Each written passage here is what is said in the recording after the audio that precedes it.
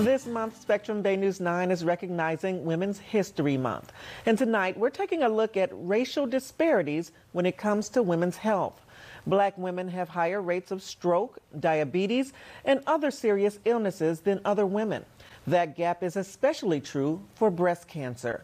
Our Samantha-Jo shares the story of a woman who survived an aggressive form of breast cancer and now works to raise awareness in the healthcare system.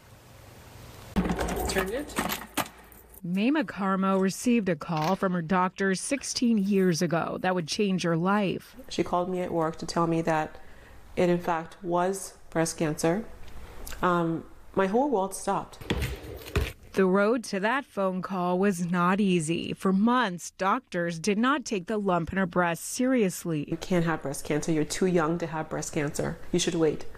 And I said, I want this out of my body, so I kept pushing. It took me over 6 months to get a biopsy. 6 months. She had stage 2B triple-negative breast cancer, a very aggressive form of the disease. In the 6 months it took to get it checked, the tumor doubled in size. If I had not been as vigilant as I was and as proactive, I would be dead today.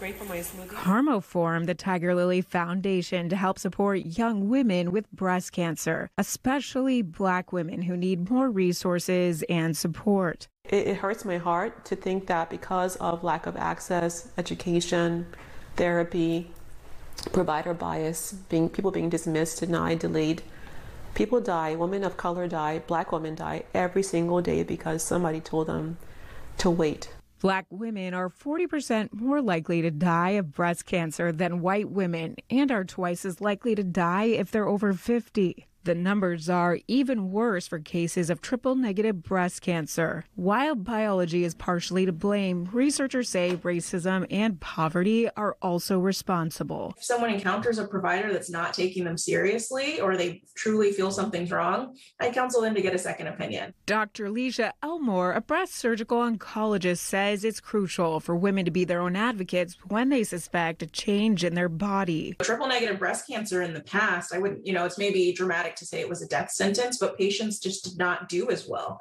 But we know that if it's caught at an early stage, over 90% of those patients are alive at 5 years. After treatment, Carmo is cancer-free. Her relatively early diagnosis helped. Now she wants to empower young Black women to take control of their health and to provide the resources they need to fight and survive. No one should die more than another person because of the lack of access or resources or health literacy or targeted treatment. In Washington, Samantha-Jo, Spectrum News.